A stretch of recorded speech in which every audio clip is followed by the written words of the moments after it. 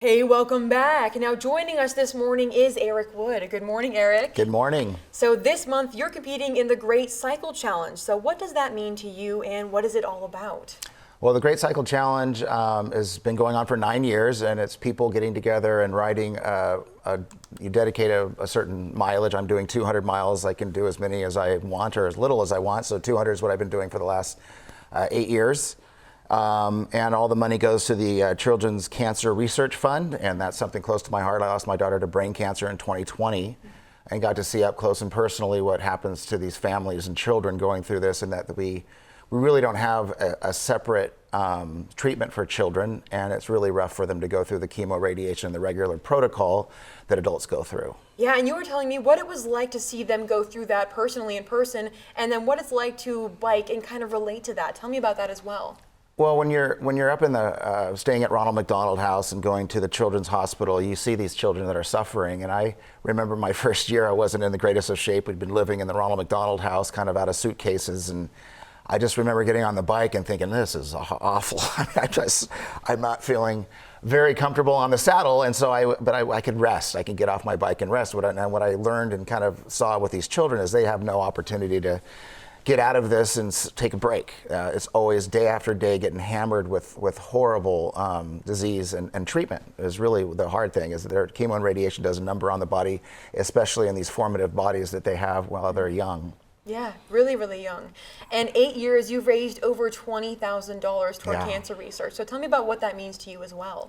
You know, you feel very helpless when your child is diagnosed with cancer. And so if there's anything, and I didn't know this would happen, I just saw that it was happening. It started a year before we started our battle with cancer.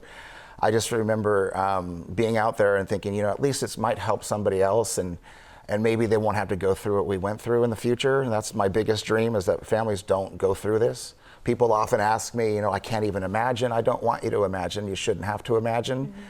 But just don't take it for granted. Don't take your children and your loved ones for granted, because you just never know what's going to happen. We never saw this coming. Absolutely. And Eric, we were talking about how the community has come up around you in so many different ways. So tell me about that as well. Oh, there's the Ethan Jostad Foundation, Candlelighters.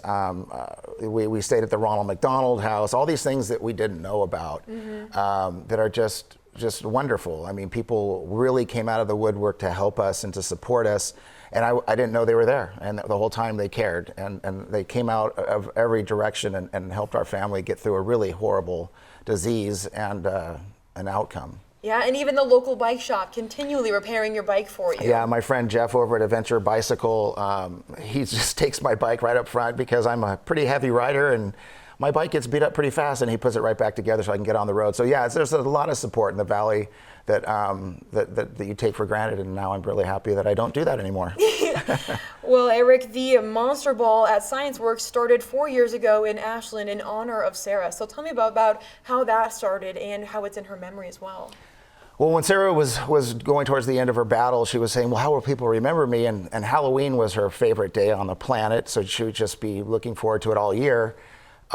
So she passed away on November 1st, so she made every last Halloween she could. But when I was thinking about it, ScienceWorks was close to her heart as a great place. I called them one day and I said, can we do a Halloween party in memory of my daughter there? And they're like, yeah. And we're like, whoa. And it all came together, and they have dance skywalkers and dancers and people doing this wonderful stuff. And this will be the 4th year this year. And it's an amazing event, and it has her name on it, which is all she could ask for, and all I could ask for, and our family could ask for. And every year it brings me to tears, because it's happening.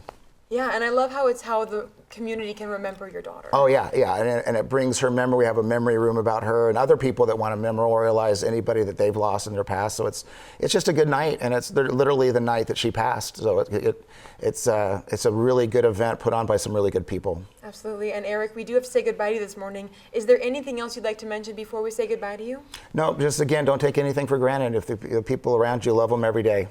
Absolutely, absolutely. Thank you, Eric. Thank you. And as we mentioned, Eric Wood is cycling 200 miles in September to raise money for the Children's Cancer Research Fund in memory of his daughter, Sarah. Over 8 years of doing it, he's raised over $20,000, and he's aiming to raise $3,000 this year. To follow his progress and to donate, visit greatcyclechallenge.com/riders/EricWood1 and mark your calendars for ScienceWorks Monster Ball, another event in honor honor of Sarah's memory coming up October 25th. For more information on that, head to scienceworksmuseum.org. Eric, thank you so much again for coming this morning, and thank you for helping all of us remember Sarah. Thank you. Of course, we'll be right back.